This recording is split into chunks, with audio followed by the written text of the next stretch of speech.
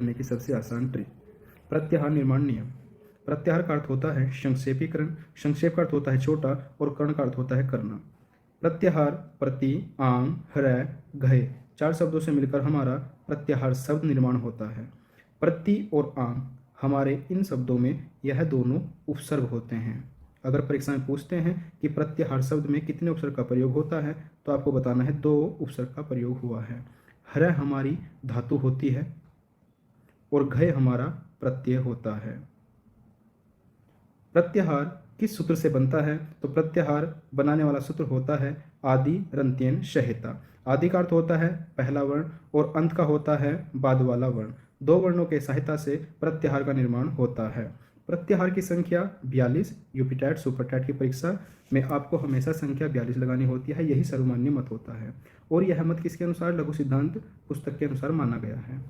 व्याकरण सिद्धांत कौमुदी के अनुसार अगर पूछा जाए तो संख्या 44 भी मानी गई है और अन्य आचार्यों के द्वारा अगर मत माना जाता है तो यह 43 भी रहा है।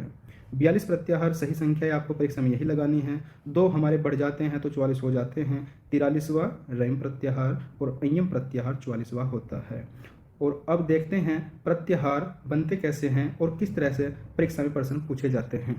प्रत्याहार के उदाहरण परीक्षा में आता है कि अण प्रत्याहार के अंतर्गत कितने वर्ण आते हैं। तो आप याद रखिएगा कि जो अंतिम वर्ण प्रत्याहार का हलंत वाला होता है वह कभी भी प्रत्याहार संख्या में गिना नहीं जाता। अब प्रश्न है कि अण प्रत्याहार में कितने वर्ण होते हैं, तो आप गिन लीजिए 1, 2, 3। हलंत वाला आपको गिनना नहीं है, तो अण प्रत्याहार के अंतर्गत 3 वर्ण आते हैं। ठीक उसी प्रकार अगला प्रत्याहार एंग प्रत्याहार। एंग प्रत्याहार में कितने वर्ण आते हैं, तो आपको याद रखना है हलंत वाले को हमें गिनना नहीं है। एंग प्रत्याहार में 1 और 2, एंग प्रत्याहार में 2 वर्ण आते हैं।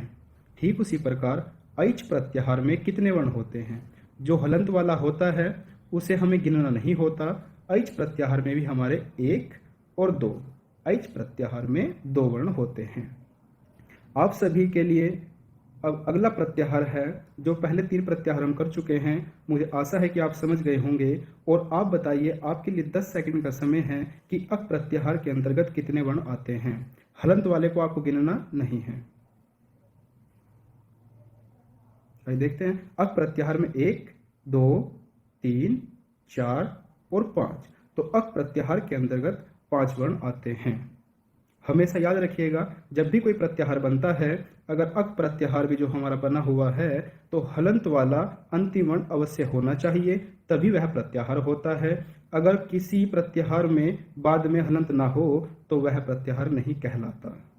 आइए देखते हैं पूरी वर्णमाला को किस तरीके से प्रत्याहार से प्रश्न परीक्षा में पूछे जाते हैं। परीक्षा में आता है कि सभी स्वर किस प्रत्याहार के अंतर्गत आते हैं।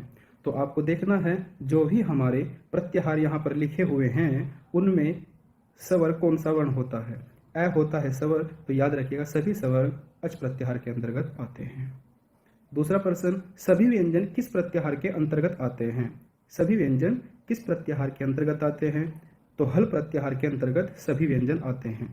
आपको याद रखना है होता है व्यंजन, तो व्यंजन से आप याद रखेंगे कि सभी व्यंजन हल प्रत्याहार के अंतर्गत आते हैं।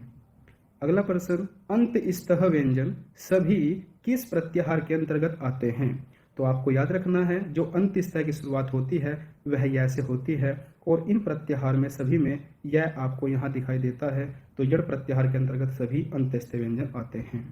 अगला प्रश्न, उष्म व्यंजन। उष्म व्यंजन की शुरुआत स से होती है और आपको ध्यान रखना है प्रत्याहार में शुरू में ही क्या लिखा हुआ है, श, तो सभी उष्म व्यंजन स्वर प्रत्याहार के अंतर्गत आते हैं। प्रश्न आता है कि हर वर्ग का 5वां वर्ण किस प्रत्याहार के अंतर्गत आता है। तो आपको याद रखना है कि यम प्रत्याहार में अय्यम प्रत्याहार में जो पहला ही वर्ण होता है वह वर्ग का च वर्ग का 5वां अक्षर होता है, तो सभी 5वें अक्षर इसी प्रत्याहार के अंतर्गत आते हैं। अगला प्रश्न, हर वर्ण का चौथा अक्षर किस प्रत्याहार में आता है। तो आपको याद रखना है जो झ होता है वह च वर्ग का चौथा अक्षर होता है, तो सभी चौथे वर्ण जो होते हैं वह झस प्रत्याहार के अंतर्गत होते हैं। इसके बाद हर वर्ग का तीसरा वर्ण किस में आता है।